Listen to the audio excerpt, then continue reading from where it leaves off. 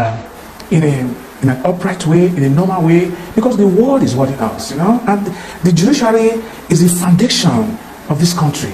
If everything fails, the judiciary shouldn't fail. We're also, advocating. I've said it loud that it should be televised because about 100 million people have been disenfranchised. And it's not everybody that can go to court. And perhaps the courts will not accommodate everybody.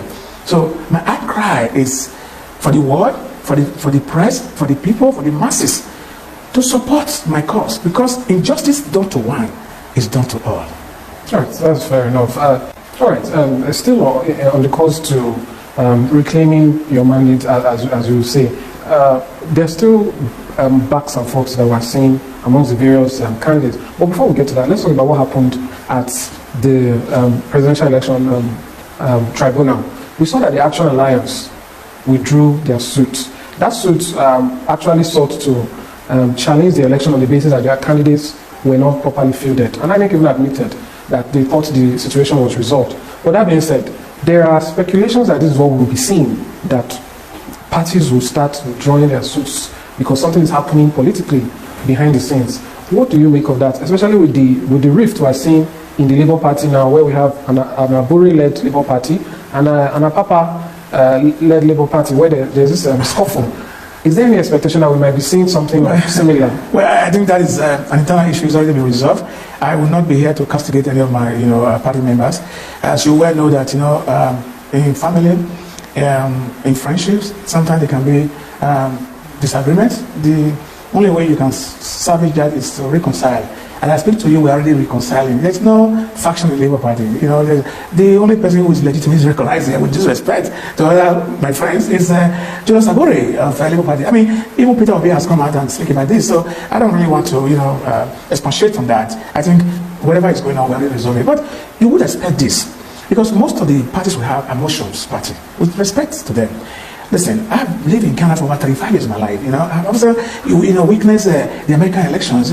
If you want to send the American election, you talk about Democrat, you talk about Republican, and then perhaps you can also talk about the independent candidates, which of course we don't have is now passed a law, which of course I'm also working on that. So in future, the likes of you can contest, not under a political party, but you can contest on your own, on your own character, I should say, right? And then you can win. I've seen that happening many times in America. So you have a lot of people who will register as a political party, who want to trade horse with it when the elections are approaching or after the election. That's what you are saying. But I can tell you something for free, and you can take it to the bank. Peter Obi that I know will not compromise. Is going to go all the way because he's the future, and we follow him. All right, and I think that he will not want to disappoint any of us by saying, I'm going to withdraw my case. Under what circumstances? Do you know how many lives were lost? Do you know how many hopes that were dashed? Do you know how frustrated the youth have become? Do you know the women who have never voted in their life, how frustrated they have been? Do you see the voter apathy in the last election? So we will encourage her. And the only way we cannot encourage her is to seek a redress in court, follow it all the way. If the court decide that the president-elect Siwaju Bola Tinubu is the president to be, let it be. But Mahmoud Yakubu also had to explain to us why he transmitted the House of Senate, House of Rep, and when it comes to presidential election, because he knows that Peter Obi was overwhelmingly leading. And then the Sabbath was done. He need to explain that to Nigeria. Don't forget, we spent over 350 billion naira of the taxpayers' money. That's fair enough. Let me ask you a question about the energy. When I saw that video of you, you seemed energized, ready to get the mandate back.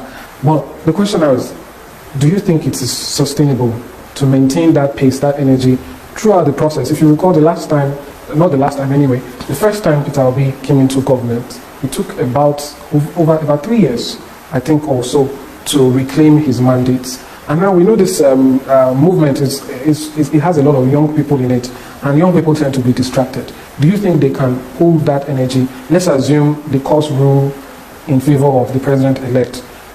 It is hoped that, or believed that, in 4 years' time, Peter Obi would return to try his chance again. Would this energy last that long through the process of him trying to reclaim the mandate he claims is stolen, or barring that, coming once again for an election? Well, let me first of all answer your question with all sincerity. I think that, I will not be thinking of 4 years. I'll be thinking of tomorrow. And that's why we are saying that there should be a speedy trial in a case like this. That's why Tinubu is larger than life. It's very powerful.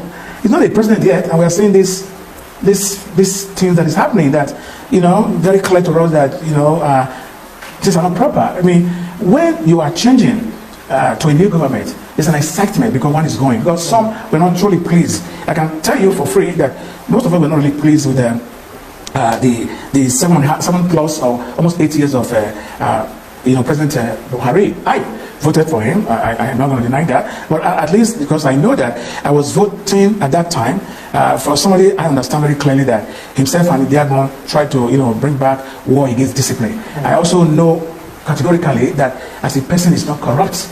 I also know that with his age, what he's going to steal for. So I was very optimistic that he's going to do well for us as a country. But if you want me to score him, I probably score him 2 over 10, which is not a pass mark. And also too, I've said it several times that if you can't trust a messenger, you can't trust his message. It's surrounded by very corrupt people, and that's why we couldn't see the light of the day of his government. Just going back a little bit, I know we did talk about Oni at the Oni of Kabisi at the time, but I didn't, expatiate the reason why I wanted to address that issue, because my former governor, Adams Oshomole, my friend, my very bosom friend, right? He told that Pabio, when he was in PDP, very corrupt. He said, if you come to APC, your sins will be forgiven. So what are we teaching our children? And Pabio actually come to APC, his sins was forgiven. He's now being elevated. Come on now, to Senate. To become the leader of the Senate. And are we celebrating corruption? And then you also see that our prestigious monarch is not an ancient monarch, it's a modern monarch. Going out again, I know everybody deserves a blessing and power. What blessing? Somebody who make it stay dry. So I'm not trying to derail from the question, I just want to add it to it so that people will know why I made my statement, But going back to what you were saying, I am very optimistic that there are still men and women of character, men and women who prefer legacy than money. That the evidence will prove to the general public that Peter Obi won his election. That is why we are saying that we must conclude the election tribunal before the swearing in. You cannot leave government in vacuum. I know that, but we must certainly try and plead with the judiciary that we must have a speedy trial so we can pull this to a logical conclusion.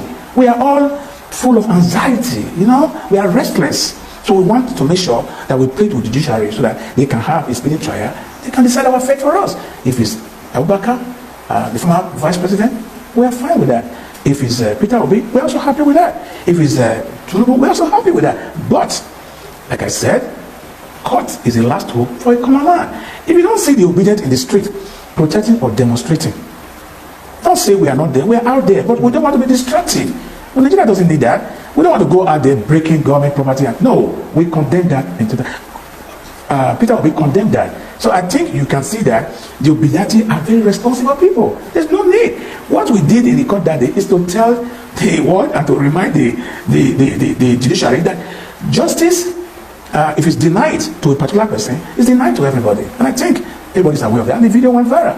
Yeah, I think that's fair enough. But speaking about condemning such actions, there's a subset or perhaps a section of supporters of Peter Obi. They might not necessarily be Labour Party members that have been carrying the call, even just as recent as yesterday, that for an interim government, again and again, some of them have even promised that on May 29th they will be having a march around or close to Eagle Square to express their displeasure. What do you make of that call for? I think that would be unnecessary. We are in a democratically elected government. I don't support that. I think that will be, I'm not speaking for them, in my opinion, also they don't support that. If the judge, or we're talking about not one person, if collectively people see the evidence and I said this evidence is preponderant, this evidence is enough, there's a prima facie on it, that the election wasn't fraudulent, the INEC did very responsibly, the INEC transmitted the result, and the judges are convinced and they said Tinubu won the election, it's fine, life continue. But if there's discontent and the judges also do not also disagree with those who announced the result in a hurry, don't forget that in my last time here I spoke about Dino Melaye, when he interrupted Mahmoud Yakubu by saying that, sir, would it not be better if all the results come in before you announce the winner? I mean, everything is there. You see, cameras, pictures, video, they don't lie. So those things are going to be there for prosperity. All right, fair enough. We keep talking about the next government and what's to come. You already gave your scorecard for the Buhari administration, but there are still some things happening now that will coincide with next month and the beginning of a new administration, particularly the issue of fuel subsidy. Recently, the federal government borrowed, so to speak, about 800 million to ameliorate the effects of subsidy. Now, we know that across the candidates, Peter Obi, Atiku Abubakar, even the president-elect, I believe they all had variations of the same promise, which was to an extent, do away with subsidy or to consider the removal. So June is here already. What do you make of this plan? What do you think it means for Nigerians, and also that amount of money that has been borrowed? Okay, first of all, the subsidy was a scam. You know, I went deeply in them. Some of them don't even have anything bringing to the country. They falsify papers. They go to the bank and claim the money and share it within their crony. It was a crime against humanity. I think, you know, in China, people of that kind, they call them a special species. They look at it like an animal. You know, anybody who steals from the government post, you know what they do to them? They execute them or run them with a tank. I've been saying that any corrupt people, there should be a law to execute them. That is where we're going to get our sanity back in this country. But however, the $800 million you're talking about, I'm already in court with federal government. Okay, whoever, whether it's the World Bank or whoever, they're going to lose the money, because don't forget in Goodluck Jonathan time, they were called Shopee. I think you're in Nigeria. None of us benefited from that. But I know people who took that money to build houses in Aso Rock, to buy a house in Dubai and America, and left the Nigerians on abject poverty. And now, if you are going to borrow 800 million, and you are saying that you are going to use it to alleviate the suffering or the poor people, what are the indices? How do you know those who are poor? Am I rich? I don't know, you probably rich, you look handsome. So that is fraud, all right? Even when you go back to when we have the COVID-19, and they said social amount were spent and people were reached out to, it was not fraud. I am a farmer, I applied for it, I didn't get anything, but thank God I am a dual citizenship. All right? The few time I spent in Canada, I was having check in my bus every day. Let me tell you something that will shock you, and ask anybody. Equivalent of 100 million, I believe so, about $81,000 Canadian. We are shared to every Canadians on the palliative. You can ask anybody. Even there was only a grant they were giving, and the grant is not payable back. So why is the rich think that they own Nigeria? Why are they thinking that we are conquered people? We are not. We are all civilized people. They are taking undue advantage of us. I think the 800 million is unnecessary. We shouldn't borrow the money. Because when they borrow the money, the people who are going to leave very shortly are going to divide the money. They've done that in the past, and they are going to do it again. And if there's anything worth protesting from, I think this is very significant. We should go out and protest against this. And that's why I took them to court already. To say that we are not going to borrow this money, we reject it, because we don't have the indice. We don't know how they are going to share the money. I mean, think about it. How do you share money? How do you know those who are poor? Are you going to go to a market the same way our VP Osinbajo did when he was going to give money to market women? Who does that? For a vice president to go to every market, I'll be sharing 28,000 for people. I've never seen that in my life, only in Nigeria. Right. Yes, this man talk everything when me want, as in, he speak my mind. Shall you understand? For those where they run their mouth up and down, where they talk, say, some people they come out now, they see some bloggers and they see people just, anyway, these days, anybody will carry phone, begin talk.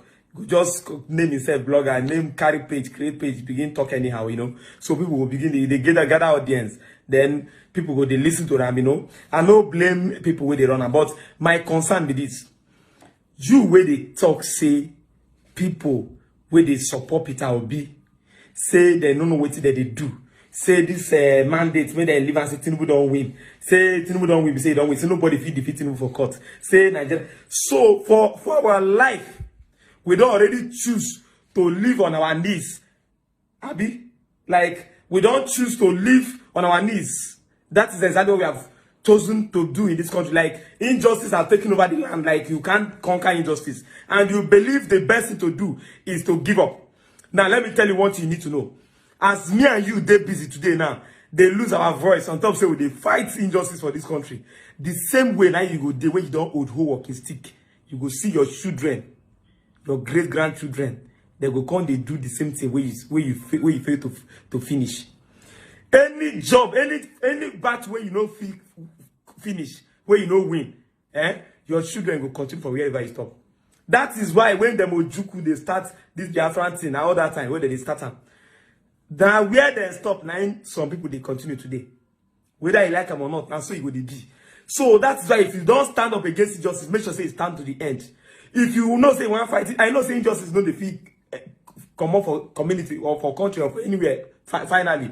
But at least fight the fight to a reasonable extent where you can now see victory or where you can declare victory. If Moses carried the people of Israel come up from Egypt, he can't drop them for Ethiopia. When the other children grow up, they will continue from Ethiopia, they go Israel. But what he did was that he took them to the promised land, even though he himself no see there enter. But yet, he made sure that those children, those people that actually went there, they didn't have to come back to face the trouble they faced on the way. That is exactly what a freedom fighter should be like. That's exactly what those who stand up against injustice should do. You don't stand up and fall. You stand, and rather than live on your knees, you live or die on your feet. That is exactly what a freedom fighter should be. That is exactly the way somebody who fights injustice should think. For all of you when they give up, they just say, hey, oh, give up. I they pity you. Because when Peter Obi will finally reclaim his mandate, when I come begin to find way to come, they apologize for all the things and I don't talk. Anyway, I know you have the choice to shift support. You have the choice to withdraw support. Nobody's going to hold you responsible or blame you for that. You have your choice. You have the right to live your life the way you wish. You have the right to even do whatever you want to do. Is your choice. But remember one thing, that fight that you will fight today and run away, tomorrow you will live to fight it again. That is why it is good that you fight to finish so that you don't have to fight again. And that is my word for you today.